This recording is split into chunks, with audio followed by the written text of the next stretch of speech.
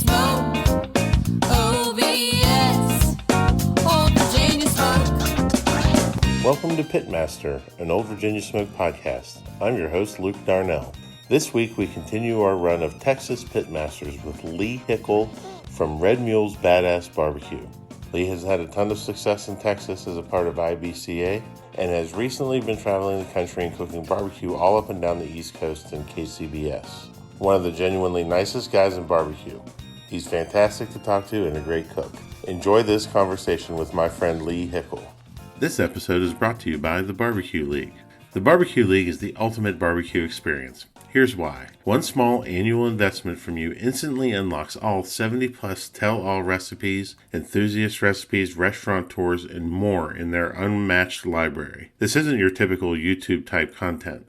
World champions like Gettin' Basted, Shake and Bake Barbecue, Heavy Smoke Barbecue, La Pasadita Barbecue, and 913 Barbecue share their full tell-all recipes. No secret is left unsaid, and a new video release is guaranteed every single week of your membership. You'll also see unfiltered looks from all levels of pitmasters during their live competition coverage, and those same pitmasters are accessible through the league's upbeat online community. As soon as you sign up, you'll also have a full arsenal of some of the best discounts in barbecue from brands like Snake River Farms, Blues Hog, Big Papa Smokers, Gunter Wilhelm, Gateway Drum Smokers, and more. The Barbecue League puts on members-only contests throughout the year, hosts live and virtual events, and offers a full-access league lounge at participating events. Listeners to this podcast can receive $10 off of the $100 annual membership this month only by using the code JUNEPITMASTER, all capital letters, all one word, JUNEPITMASTER on thebarbecueleague.com. Ladies and gentlemen, we're with Mr. Lee Hickel from Redmule's Barbecue, correct?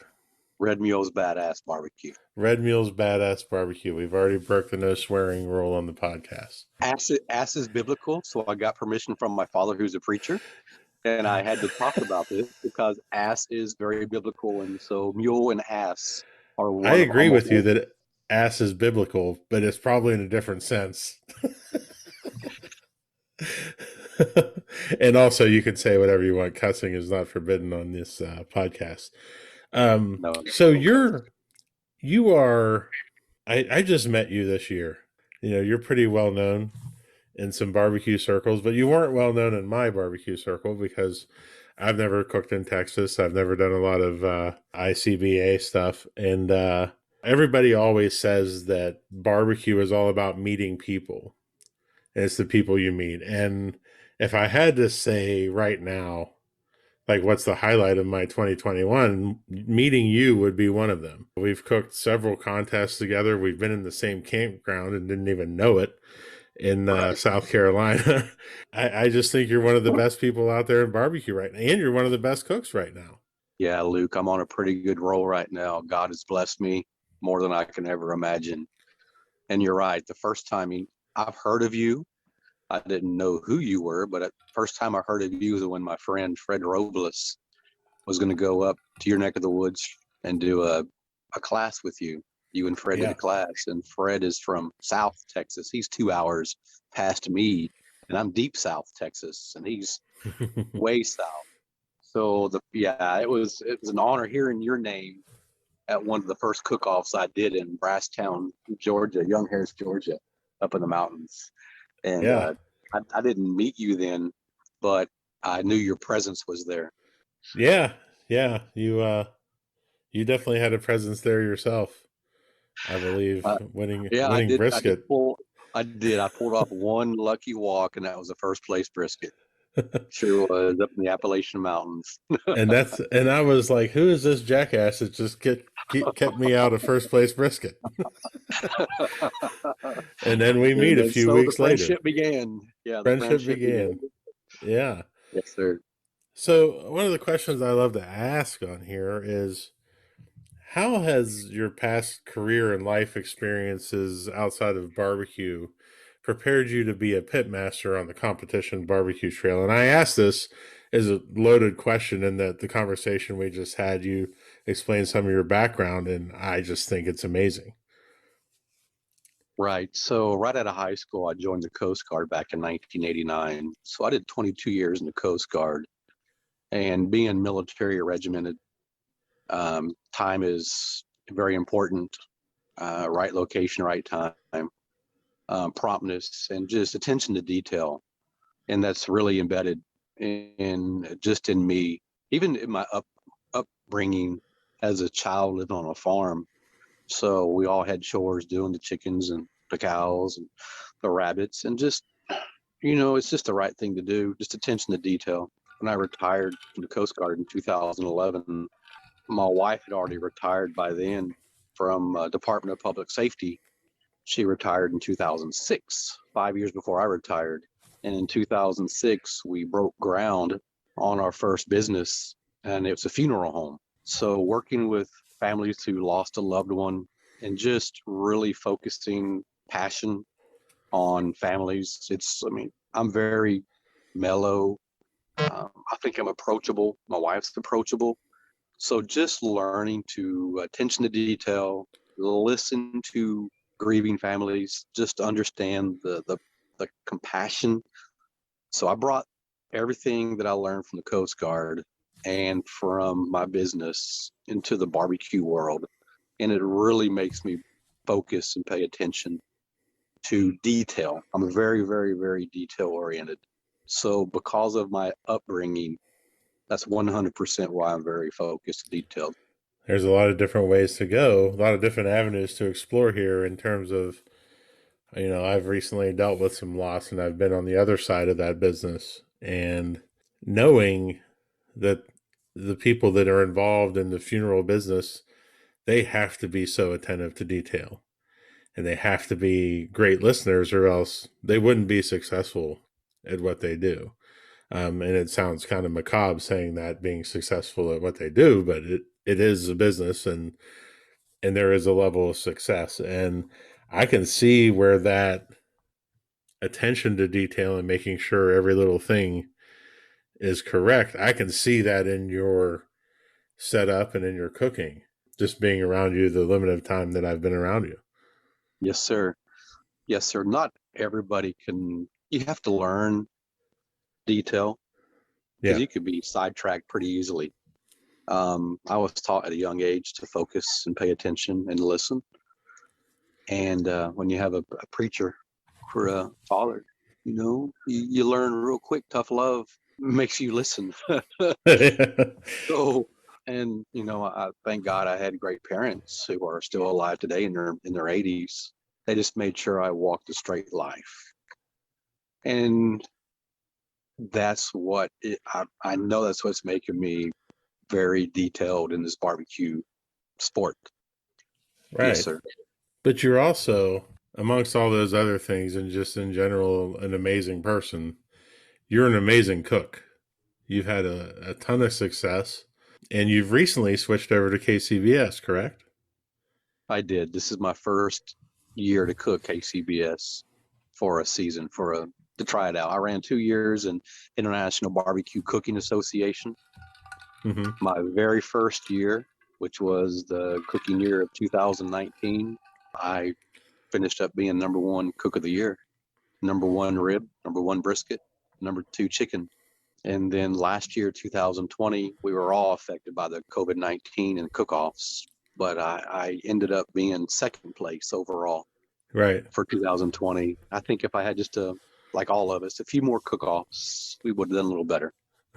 So the runway just fell short, which is fine. Yeah. Well, 2020, was kind of a lost year for a lot of things. But man, you cook everywhere.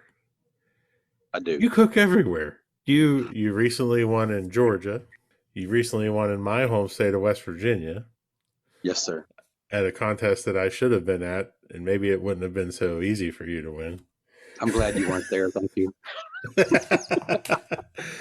And but I find it's inspiring to see your passion for it and to see how much you love it. I can tell when I see you at a cook-off how much you love it. I smile. I gloat. This hobby has really become embedded in my blood. It's almost addicting. It really is. I'm just fortunate enough to where I can go cook every weekend. Yeah. So right in 2019, I was Cook of the Year, and that opened up some doors for me, more than I could ever imagine. And then 2020 being runner-up, Team of the Year, Cook of the Year, even that opened up some doors for me. And then I pretty much achieved my goals. In the 2 years I was cooking then. I've only been cooking 3 years.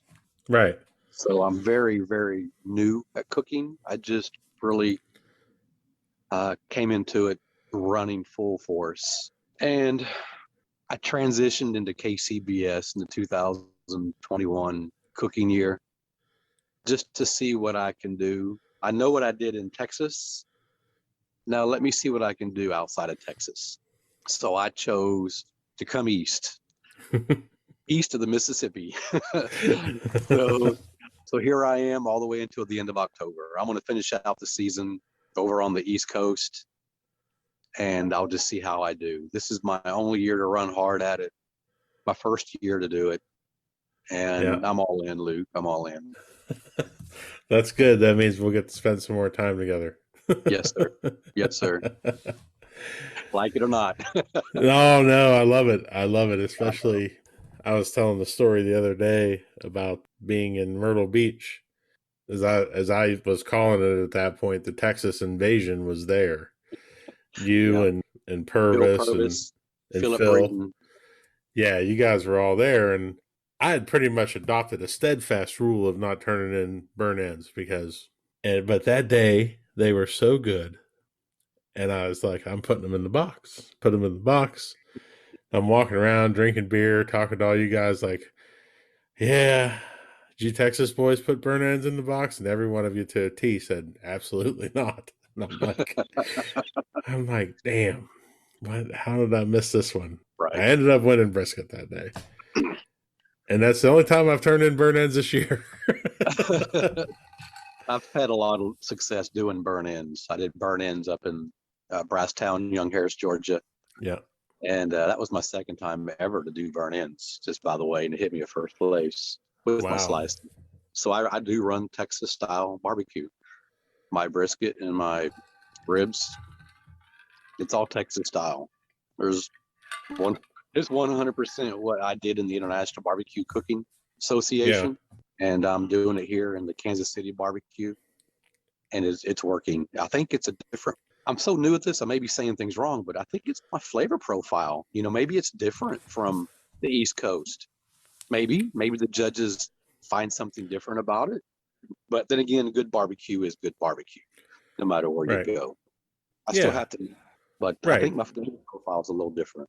And that's refreshing to see in terms of, we all like to make jokes that we're all cooking the same recipe, we're all using the same rubs, and we're all doing the same thing, and it's just kind of a, it's kind of a crapshoot. But I like to think that some creativity and being a little different can help you stand out, and seeing your success makes me believe in that a little more. Right. I'm just blessed to where I can produce some decent product, and the judges on the East Coast are liking it. 2019 at the American Royal was my second year to go. And on the Open, I hit a 5th place pork butt. What are there, almost 500 teams? Yeah. And when they said Redmule's Badass Barbecue, I'm like, that's me. Holy cow, I did it. What's the Texas guy doing good in pork butt? That's not a pork. We're not pork butt, we don't cook pork butt. We're a brisket, rib, and chicken kind of state, But I was so happy to get a 5th place call on the Open at the American Royal in 2019. And man, I cried. Yeah. I cried, and that year Fred Robles won that. I know. It was one of the coolest things I've ever seen. I helped Fred with his boxes on Saturday because we didn't qualify for the invitational, and we just went out and cooked the Open. And I helped Fred with his boxes on Saturday, and I mean, I kept looking at him going, "You're doing some weird shit, man." Like, then I taste it, and I'm like, huh, and And it was kind of inspiring just to see different. But the coolest thing I've ever seen was how all the Texas teams stuck around after the awards on Sunday to be there for Freddie. Speaks to the bond of Texas barbecue. Right. And Texas really represented pretty well that weekend at the American Royal. I don't know exactly how many Texas teams there were, but when we all stuck around Sunday and hugged and kissed and just loved all over Fred from being the winner. Yeah. And they did a group picture of all the Texas teams. I don't know, Luke, there was probably 15, 18, 20 teams, Texas teams there, and all of us were holding ribbons and banners from getting top 10 calls. Yeah. In different meat categories during the weekend. So Texas are really represented, and I'm proud of Fred Robles. He is a big mentor of mine. And when you meet him, which you know him, but he's just a lovable guy, very approachable. So, yeah, he's a big turning point of my life to meet him and listen to what he has to say. Yeah, he's extremely smart. Just a soft-spoken guy. He's hilarious. I'll never forget seeing him put those ribs on that grill, and I was like, what in the hell are you doing? And he's like, got to get that char taste. Don't worry about it, man. Don't worry about it, bro. Don't worry about it, bro. Don't worry about it. It's all good. Nothing to see here. Nothing to see. All right. Oh, man. Yeah. And he's doing a lot of cool things with his new organization, the CBA. The Champions Barbecue Alliance. Yeah. Yeah. It's good that Texas is adopting another organization, society to cook in. We have the International Barbecue Cookers Association, the Lone Star Barbecue Association, and it's good to see him come out with another one. I think this is really for the cookers. The scoring system is perfect, but it's still along Texas barbecue.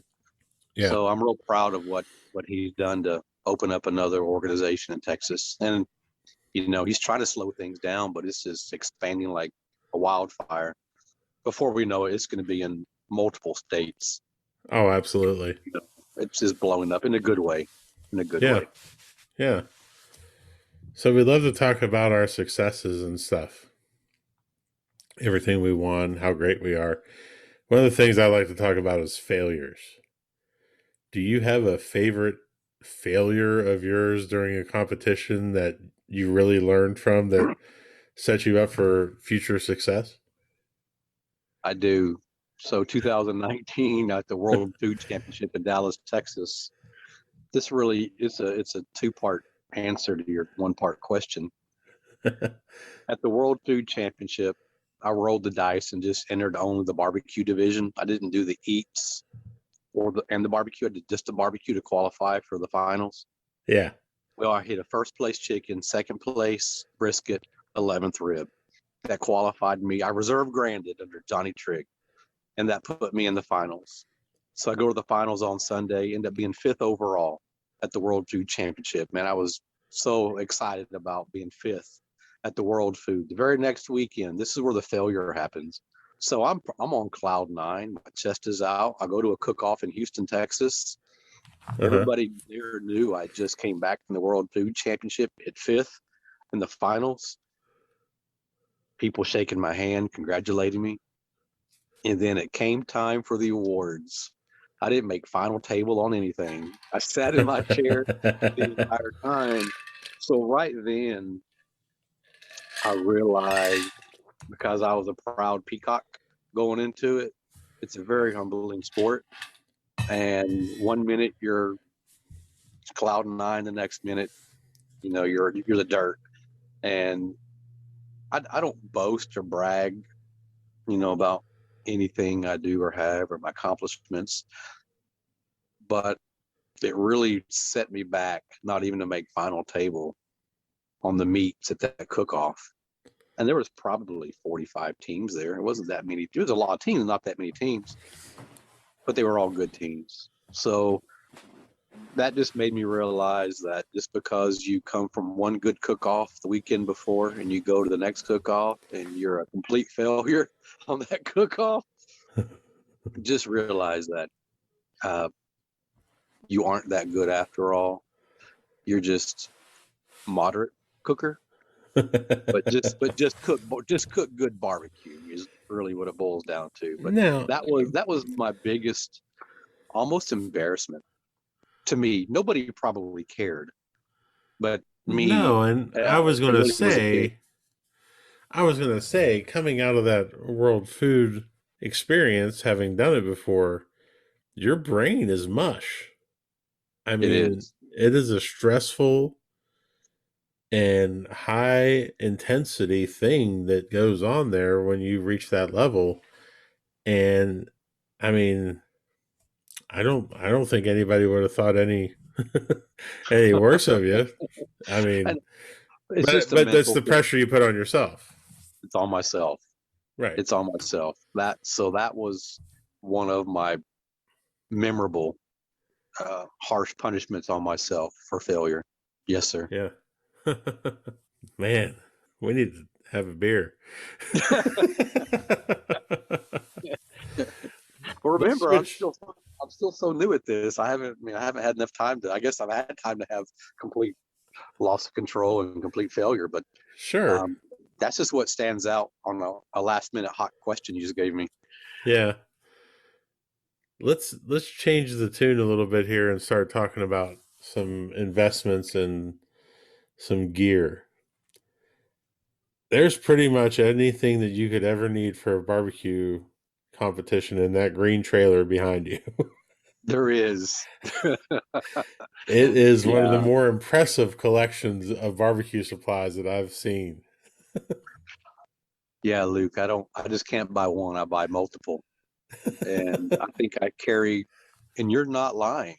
You're not lying. I have bins and shelves and cabinets in my green trailer full of almost every seasoning there is because I don't keep everything for myself. People know I have a lot of seasonings. And the good thing is if people are short a seasoning, they'll come to me and, hey, can I have this? You bet. Let me get it. Guilty as charged. I've been in there multiple times. So, um, Lee, do you have yes, this? sir. Why, yes, I do. Do you want the extra butter, the extra garlic? Do you want Right. you want the jalapeno or the habanero? Which one do you want? Yeah. Yes, sir. Yes, sir. I do have a lot. What's the best or most worthwhile investment that you've made in competition barbecue? Being such a greenhorn in barbecue and a rookie, the best investment I've ever done or I actually spent money was to take a class. Yeah. Take a class by far. Because Luke, nowadays barbecue, it's kind of tough if you just come in there off, cooking for your family or your neighbors, and you want to jump into the barbecue arena.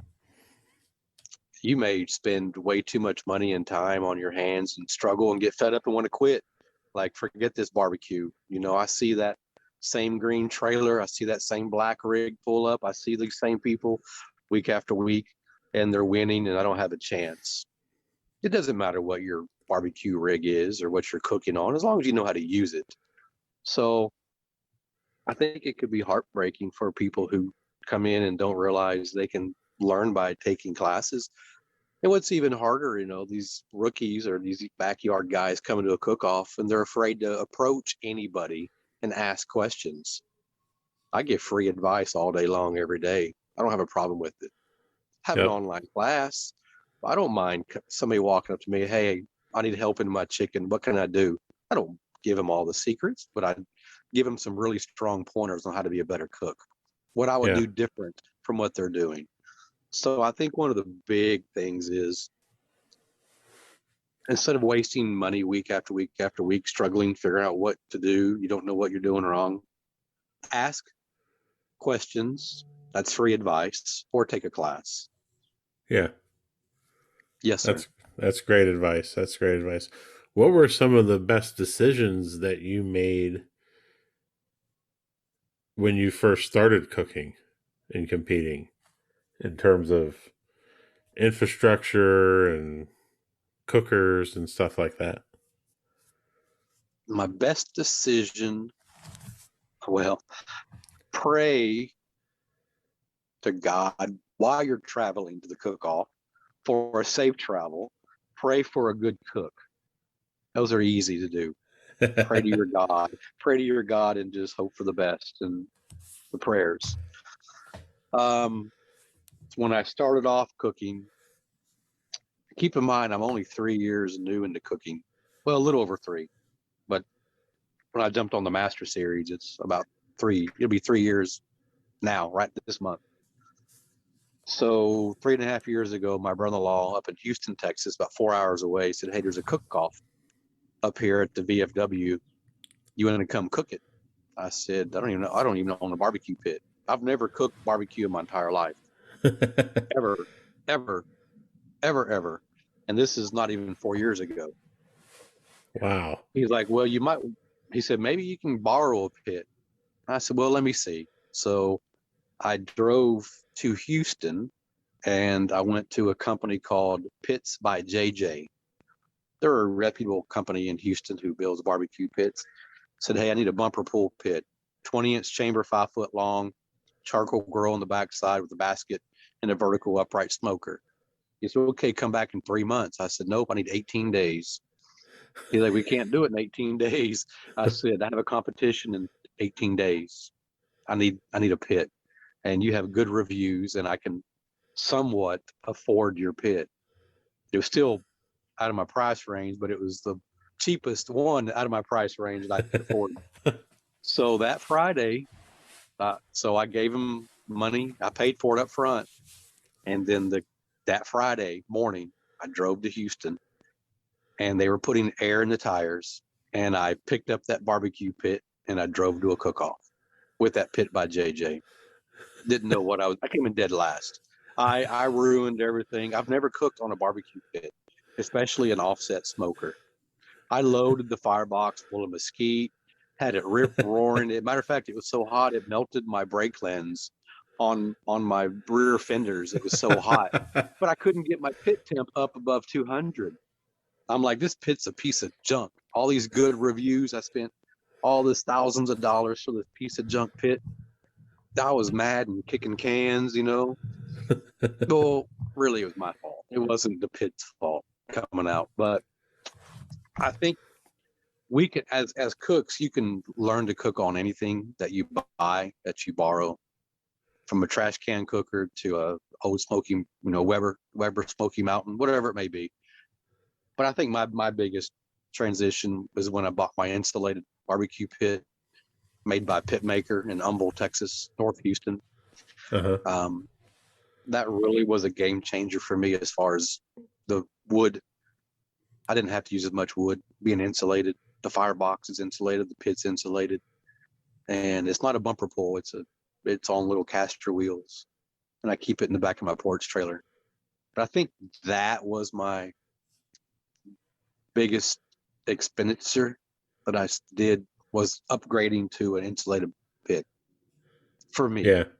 Because the very first time I turned it on, I didn't even treat it or anything. The very first time I turned it on was at a cook-off, June 30th, 2017, and I grand champion on that pit. So That's fantastic. right. Yes, sir. Do you still have the Pit by JJ? I do. It sits out in my pasture. Unfortunately, a lot of the community uses it. The fire department, police department, they'll use it for like the little fundraisers or whatnot. So they'll come and get it, hook up to it, and use it. So it is used. It does get used. Good. But it's used for the local government and the community to use. That's fantastic. Yes, So those are all expensive things. Do you have any purchases of $100 or less that have made your barbecue life infinitely better? Something that you use that anybody can go and buy that's just life changing. Oh, yeah, free advice.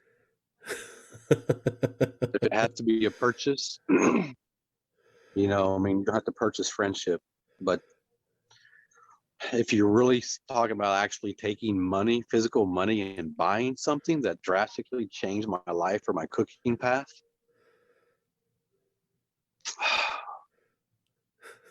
I can't think of anything. I can just think of just the bonding and friendship, and asking your local pitmaster for some advice. So free advice would be the cheapest expenditure I can think of for $100 or less.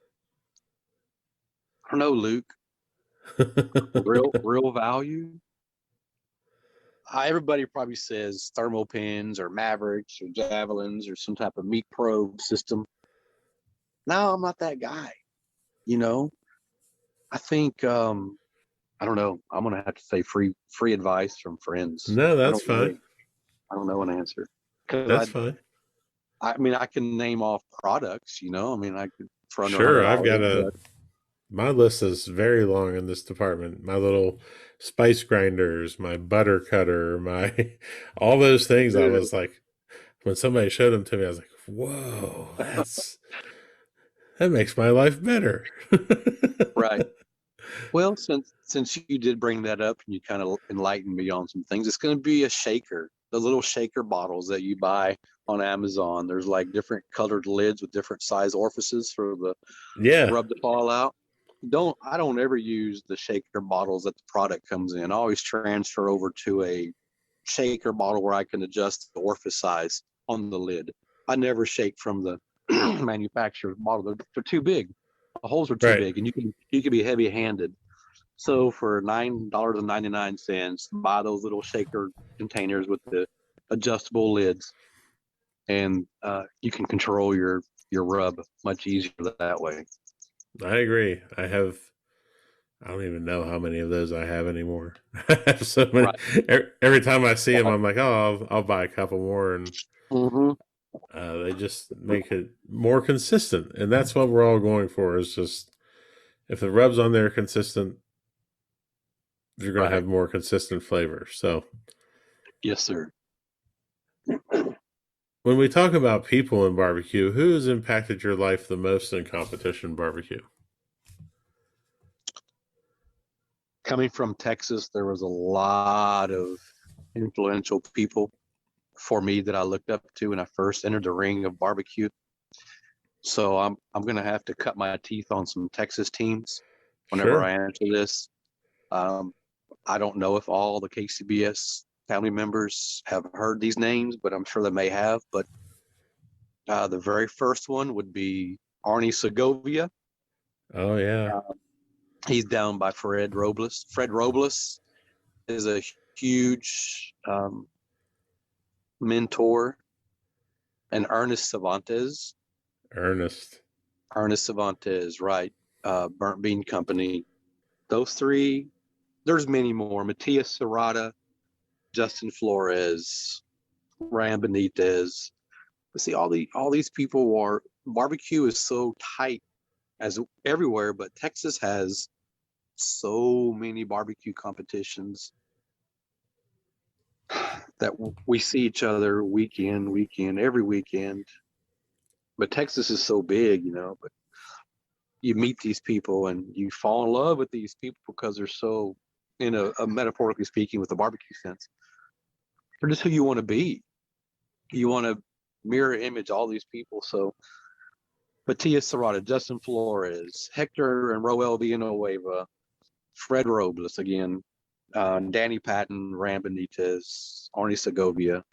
Those are all Texas teams that really, Phil Breeden, Chicken Fried Barbecue, Bill Purvis himself, Aaron Leslie, all these, Corey Mikes. I mean, Oh yeah. Johnny Trigg. I mean, we're all Texas guys, and you see these people, and that's who you want to hang around. That's who you want to be. But the biggest influencers is going to be Arnie Segovia, Fred Robles, Ernest Segovia, Matias Serrata, because they live their lives as, I won't say godly, but pretty much the way you want to live your life. Right. So those are really big mentors who I look up to. I'm just making notes because you just gave me a whole host of names that I need to have on here. Yes, sir. It's you mentioned a few people, a lot of people that I do know and some that I don't. And that's what's great about barbecue is that there's always another person to meet. There's always another influence that you can add to your repertoire, and add to Right. your network and to your cooking style. And then I mean, and Matt Walker from Texas as well. Yeah. So going to Matt was IBCA. I never knew Matt before IBCA, and then he went to KCBS. So I met him in the KCBS circuit. So I mean, after joining KCBS this year, Matt Walker, Tim Shear, Joe Pierce, you yourself, just Tuffy Stone, meeting Tuffy Stone, Starling from Big Papa Smokers, just meeting these people that you see and hear about all the time from the barbecue world. You don't really hear many people from Texas talked about quite a bit. It's all in the Kansas City barbecue organization. So it's like, well, now that I've joined KCBS and meeting all those people I just mentioned, I'm just starstruck still. You know, I mean, I am. I mean, it's just I'm so happy and blessed that I can transition over to KCBS and meet. I mean, Gateway Drums, Tim Shear, Blues Hog. Holy cow, there's Tim Shear. Get to compete against him.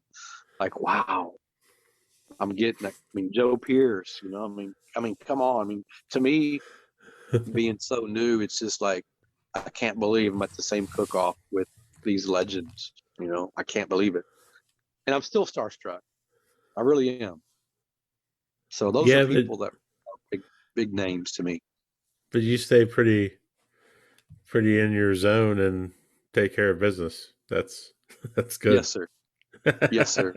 Yep.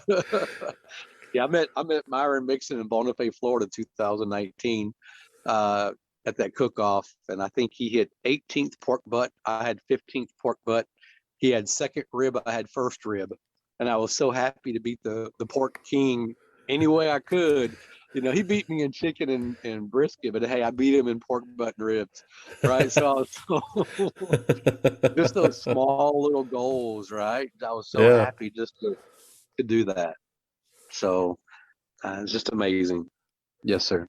So, are you are you superstitious at all? Do you have habits or rituals or Yeah, routines that you have to do in the trailer? I do. Yeah, I do. I wear the same underwear, same shorts, same shirt. When I wake up, I put them on. I prep all my meat, and then during the cook, I have the same morning song that plays. Genuine, my Pony by Genuine. I play it loud as I can. 1100 Stop watts in it. my speaker. No, you Yeah, do not. I do. I do. Followed up by Tupac with some California, and then by uh, Red Hot Chili Peppers, followed by Dre, Biggie. Then Snoop Dogg will come in there and play NWA, and I'll just throw in some Boy George, Karma Chameleon, followed up by Gosh, I all feel like all we, kinds of hard rock, I Quiet feel like we Riot. were separated at birth. Yeah, those are my morning ritual songs. I have a barbecue playlist, and it's at 4 o'clock in the morning. I click on a barbecue playlist, and that's how it starts. You know, um, and then after I turn in the brisket, I clean up and I put on my awards clothes.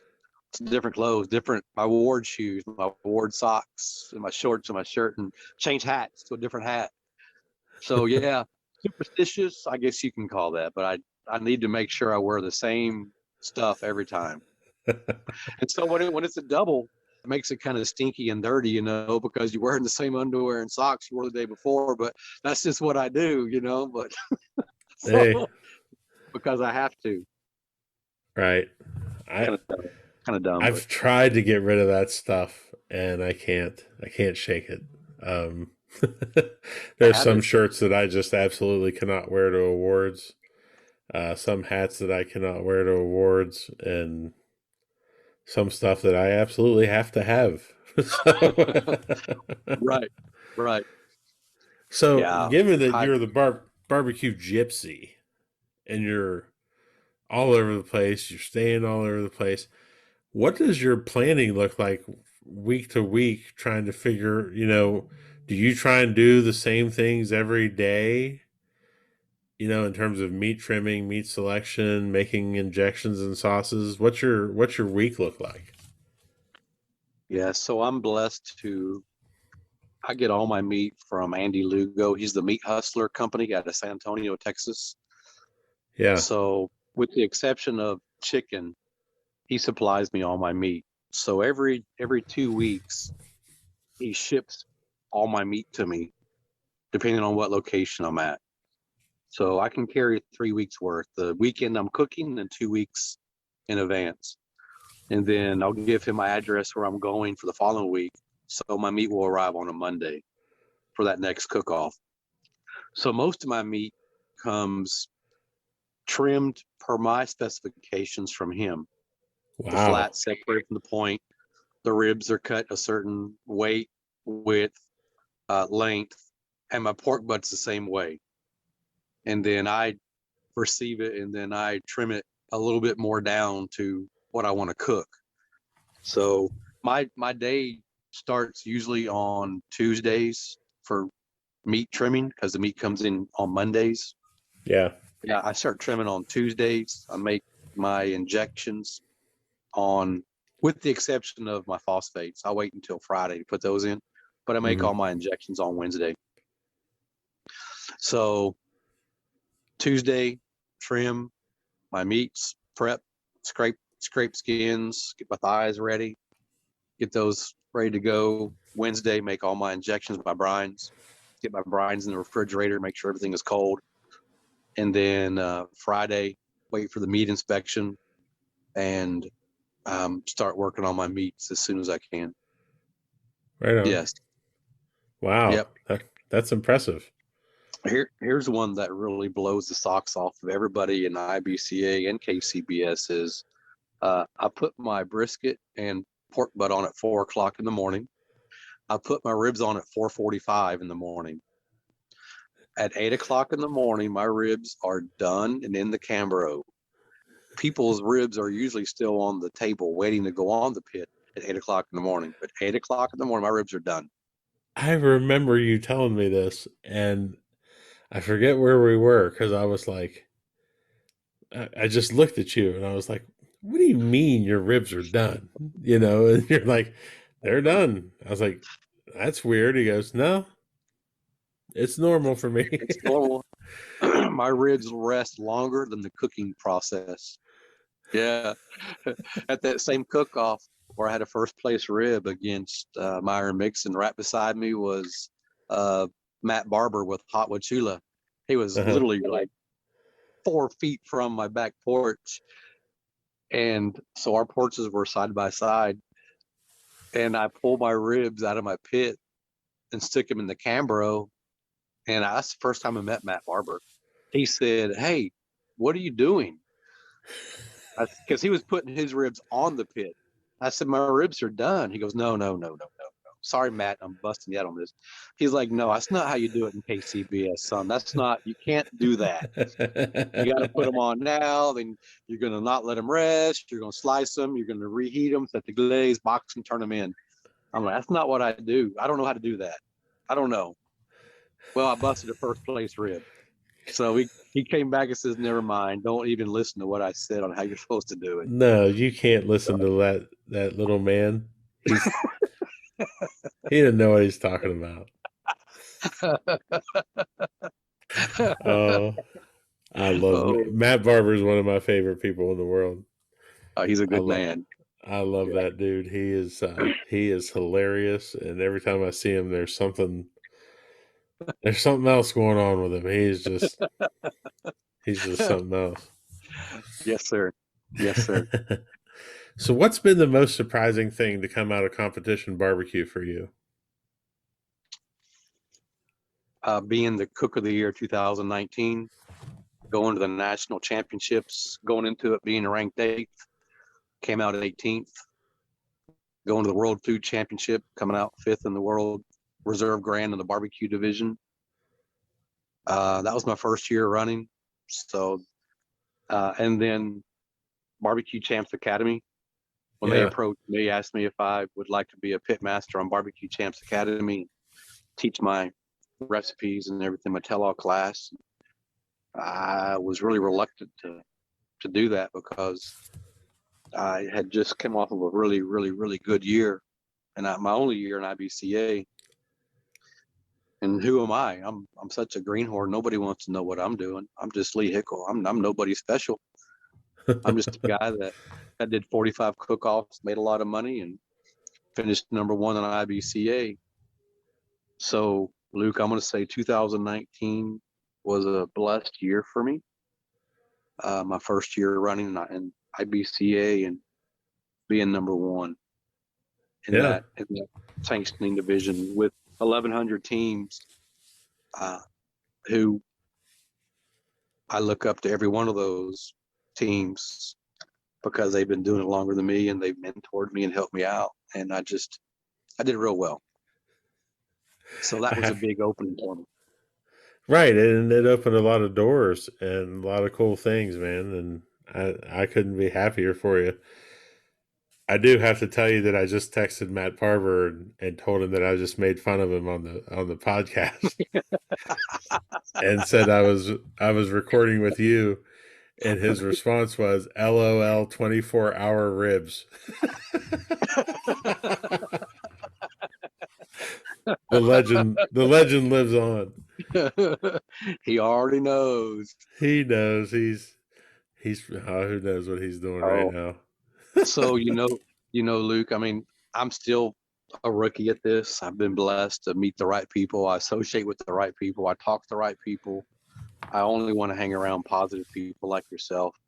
You don't take money advice from a person who's flat broke. You take money advice from somebody who's done financially well for themselves in investment. Same thing for barbecue. Everybody has their own way of cooking, their own styles, their own techniques. I just incorporate what I do. And if you want to learn off of me, just take what I do and then mesh it with what you do and go and be successful with it. But this also opened up the doors for Cosmo, for Darian. They reached out to me and asked me if I wanted to be sponsored by Cosmo on my rubs and spices. And how can you say no? Because I use his products. I use a lot of his products. And absolutely. So 2020, they asked me if I wanted to be a sponsored team. And then again this year as well. So I'm blessed to have Team Cosmo backing me, as well with B&B Charcoal. I know B&B Charcoal just sold their flame, so I'm not real sure what's going to happen in the future with that and the sponsorship. But right now, I don't pay for anything on any of my wood or fuel or pellets that I need. So I don't know what's going to happen with the future on that. But I'm blessed to be a small fish in the barbecue world, to be sponsored by Cosmo and B&B. Well, you keep referring to yourself as a small fish, and each week that changes a little bit, buddy. Yes, sir. Yes, sir. I'm not sure how long it takes to where I need to be a big fish, but I'm still learning. I think I just the fact that you're such a great guy, that makes everything so much better and makes your success so great to watch and to see and to be a part of. And it really is fantastic. And thank you so much for spending this time. But now here comes the hard questions. Yes, sir. The rapid fire questions. Okay. You ready? Yes, sir. What do you see about barbecue on social media that upsets or bothers you? People who sit on the couch and don't really compete on the level that we do, who bash how our food looks.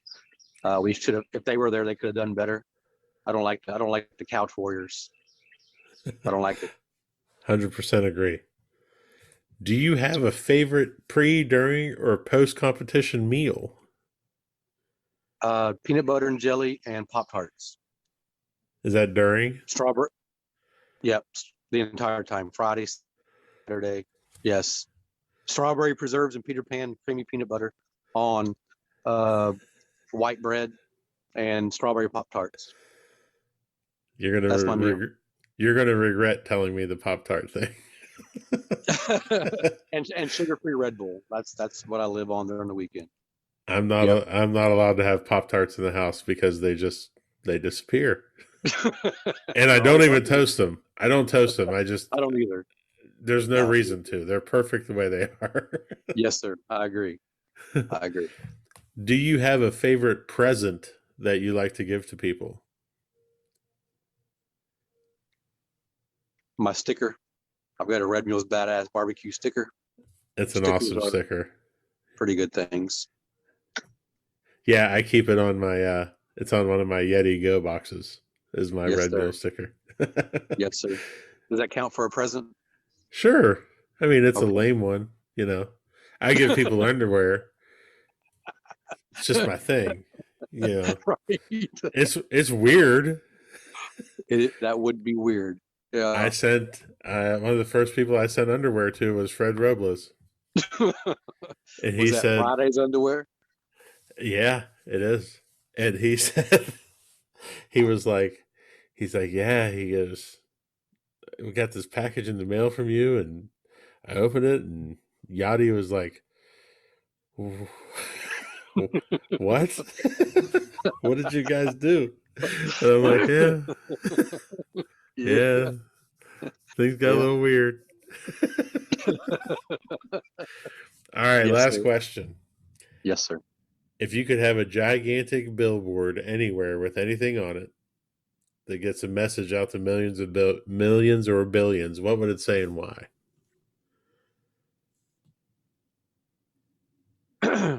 It would be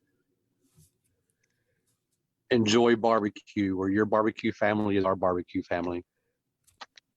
That's a great message.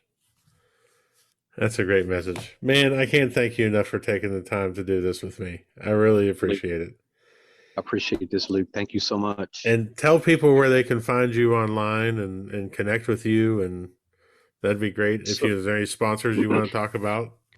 So you can just look me up on Lee Hickel, LeeHseckel. I'm with Redmule's Badass Barbecue. I've got the Instagram and Facebook account. You can message me under Lee Hickel. Sponsors, my family, they give me all the support I need, which allows me to go away. Usually I go 2 weeks I leave 2 weeks, and then I fly home for 4 days, fly back for 2 weeks, go back for 4 or 5 days. So I don't miss very many weekends. So I just fly back and forth, get a lot of airline miles.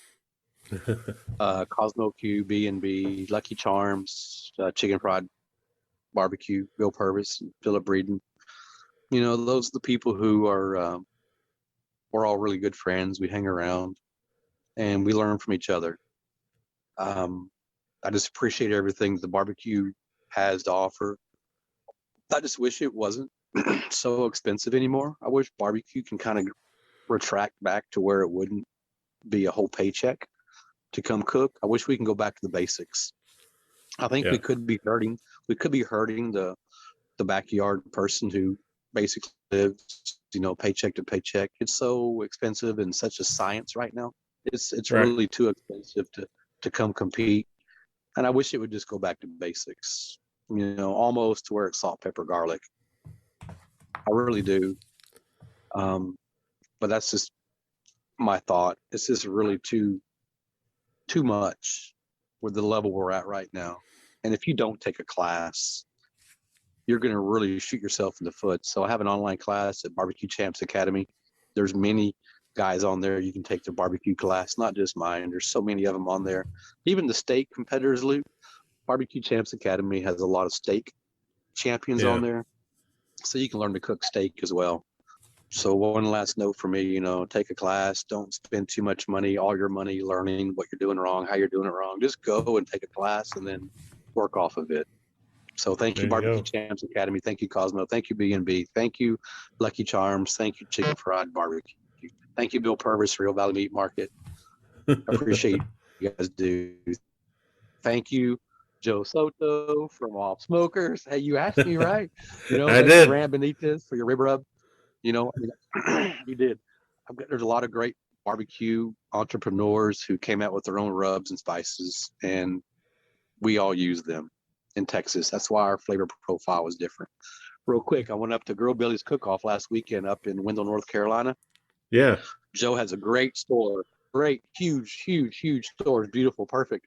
I said, hey, do you have this product? He goes, no, we don't sell it. Nobody buys it. I said, okay. Hey, do you have this product? No, we don't have that either. Nobody buys it. We don't even carry it. I'm like, do you have this product? He goes, no, we don't have it. Nobody buys it. I said, that's why Texas has a good profile. He has the people who make the spices, but not that particular spice or rub or sauce. Us Texas guys, it's just a staple of what we use. Yeah. It's this part of our layers, and they don't have it. But it's not just him. It's all over the East Coast. So I think that's one thing that makes us Texas cookers a little different. We have a different flavor profile. But on that note, thank you for having me. Thank you for having me on your show. I can't wait to meet up with you again at a cook-off. Absolutely. I'm in Roebuck, South Carolina now, and I'll be in Roanoke next weekend. Almost Heaven Roanoke. cook-off. Oh, back in West Virginia.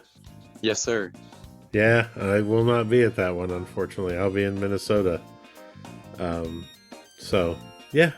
No, I'm sure we'll see each other. Yes, sir, we will. Thank you for your time, sir. I appreciate it. All right, Lee. Thanks a lot, man. Yes, sir. Thank you for listening to Pitmaster, an Old Virginia Smoke podcast. Be sure to subscribe and like the podcast, rate the podcast, and share it out with all your friends. Also, be sure to check out the Old Virginia Smoke YouTube channel as well. We will have another episode for you next week. For companies interested in advertising, please contact Old Virginia Smoke directly via www.oldvirginiasmoke.com. Pitmaster, an Old Virginia Smoke podcast, is edited by Chris Sedenka. Pitmaster, an Old Virginia Smoke podcast, is a property of Old Virginia Smoke LLC. All rights reserved. Copyright 2021. OVS, Old Virginia Smoke. OVS, Old Virginia Smoke. OVS, Old Virginia Smoke.